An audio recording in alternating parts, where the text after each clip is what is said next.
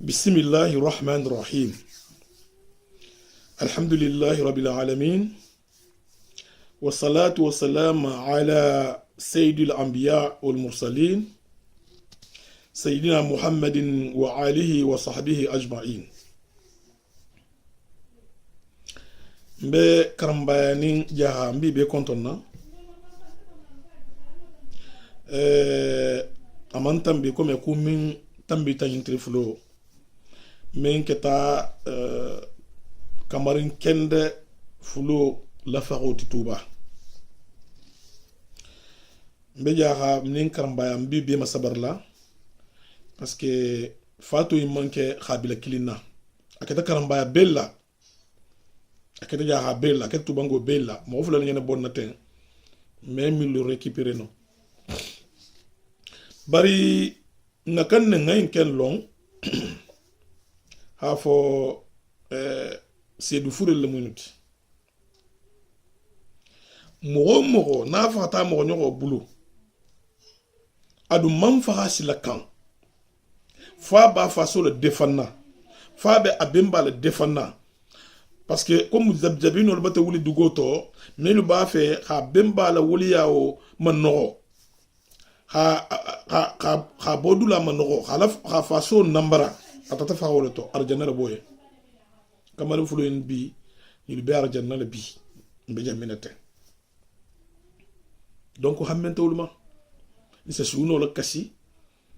anin dalo, anin kinikino. Al muyam falima abada mamadou le ñene problème créé a fama anin ala miningadu jama bataji sile dunya be bataji sile ko karamba ngol ni ja habe min fula mamad la koto ka sa hatale parce que mo faro kabayiro numéro 2 le ni sirku ya bataji fo mo faro bare salbalia wo be taxane fo tanin sabaño wala joti salo se ke misiro la kono ije misiro le lola ibata kabayro numéro d'eta hama fali numéro 13 la ibe kisla nyadi alkamalu sine ibe kisila nyadi alkamalu sine anala mo be amil bula fa ba mil se wata faul la ba ibe be jahannama alkamalu sine kitabu tigolo ha bangi nyamena na bo nyale adu abo nyale sika fanan tato la rayba fihi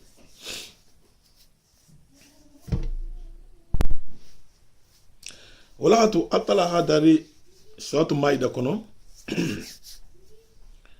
aya bisaba anin fulo kono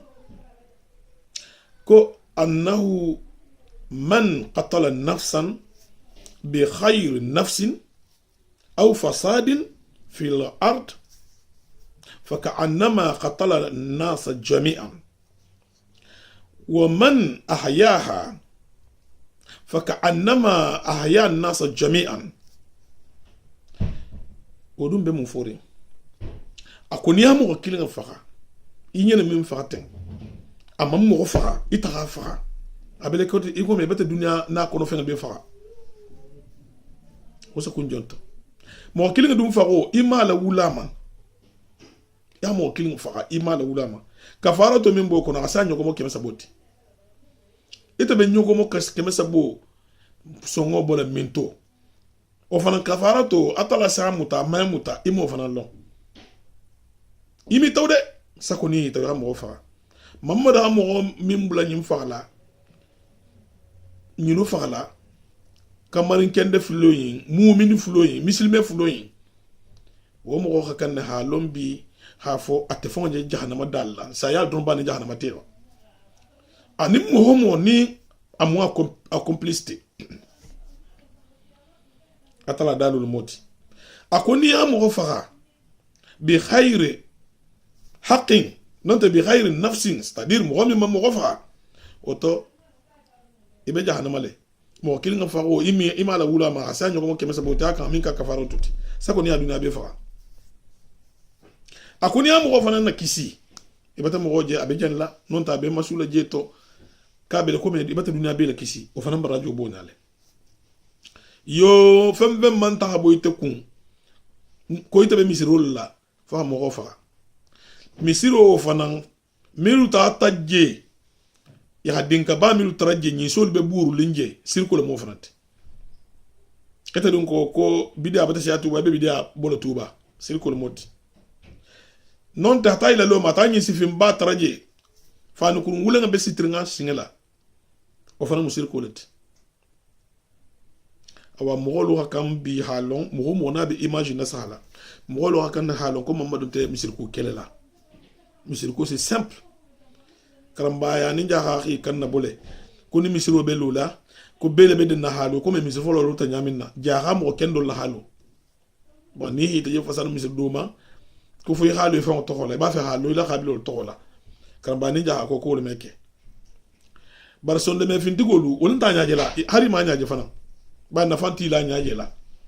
mo min ke sabe mo min na koto atala ya wala ko si toro bar ke santa min na koto hari mi miro fon la koma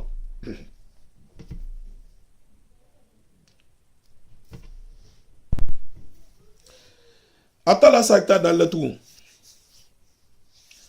ko man yaqtul mu'minan mu'tamidan fajja'uhu jahannam خالدا فيها وقدب الله عليه ولعنه وأعد له عذابا عظيما وفنا بسورة النساء يكونوا آية بي كونتو أني سبو مغمو نيا مؤمن وفنا مفا إيه تولي غافا إيو إته سرا مجهنم التي أمي غفرنو إمي غفرنو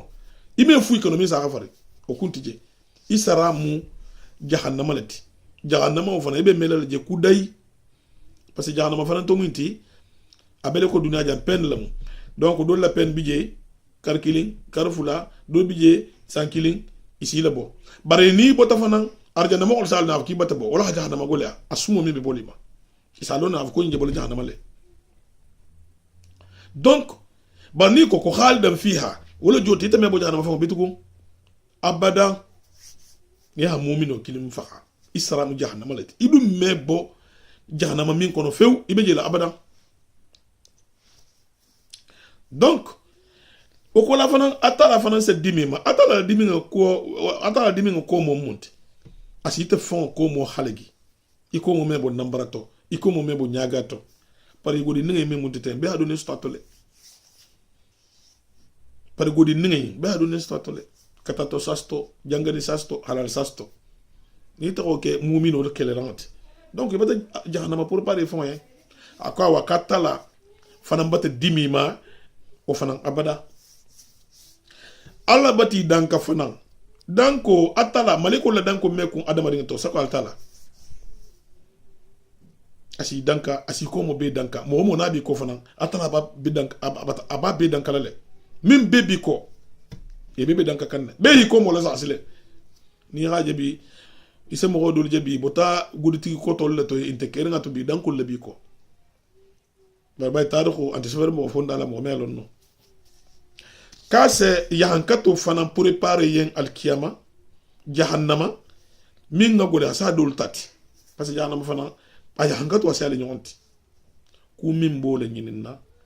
mo wax kan ne broma anyana dindin flo min fakaten wol yele kunna diale apten sunu apten toro mamadou bata guerre préparée anin jahanin karamba tema Toura bata guerre préparée karamba ni jaha tema tamo do na fontaine karamba avant man jigama bar kunto kunya ko mo moti kafin kila tam sallallahu alaihi wasallam alwano jigita jomma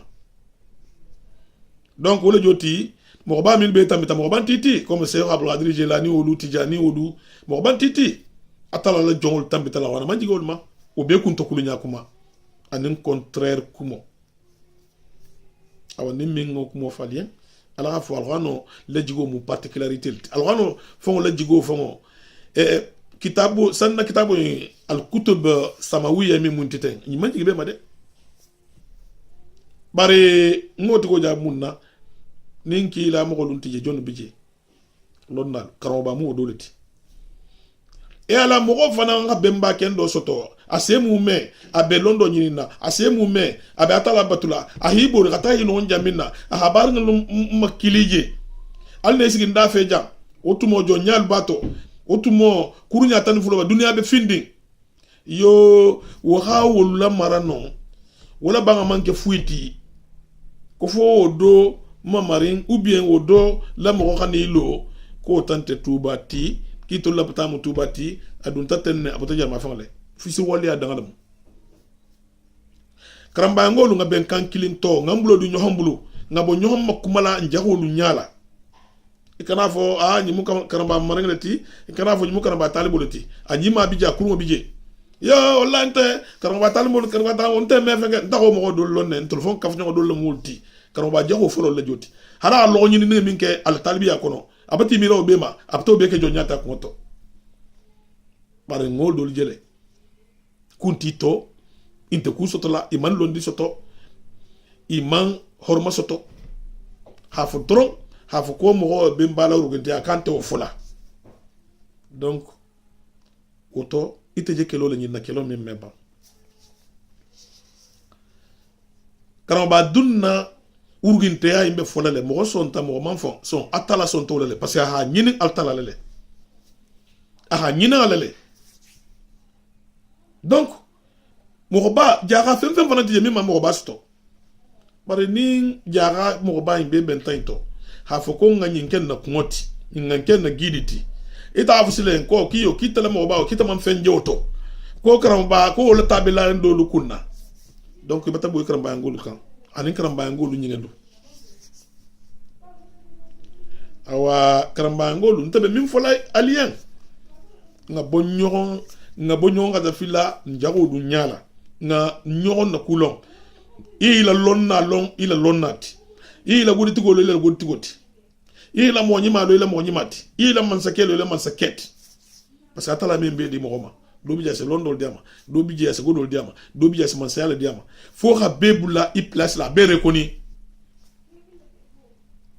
wala hatu nse sembo soto njagulma Mamadou ken na le groupe ken wala ñene jaxnama la préparer fon lien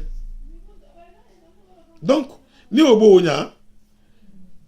ngira la bangue do bi sallallahu alayhi wasallam ako awal ma yuqda bayna an-nas yawm al-qiyamah fi dima al-qiyamah lusini atala saki to min dam ta folo mogol tema yelo bon la moti hakya hagula talama bayna me misiro kono mogoy sallaje mogol fo ngay baluri ni ta mogol fa donc misiro ne existe plus kila bangue tu sallallahu alayhi wasallam ako la qatlu mu'mini a'zam min zawal dunya la qatlu mu'minin a'zam min zawal dunya donc dunya na ko mu'mino kilim fako ka habun hagole hasagi khatabina ya dunya fa on nyafata mayelema nimba fasarla donc mo min bi wakal lawla jaaxa nin karambaya be xanon ko nte bisimeti nkila la bangue dolu fana munti habi mo fa ko kan qala rasulullah sallallahu alaihi wasallam kullu dhanbin asallahu an yaghfirahu illa rajulu yamutu kafiran aw rajulu yaqtul mu'minan muta'ammidan ako atala asenola junubo be khafari fo junubi fula ke ba min se fara kafirma ou bien min se mu'mino fara ahi tawle fana khafara kame o kem khafari kila la hadithu le moti donc alwana ayul batanati hadithu le batanati khafo mamadou ini la mo je problème le to dunia jahal kiyama parce que al ñene guerre ouverte la ki al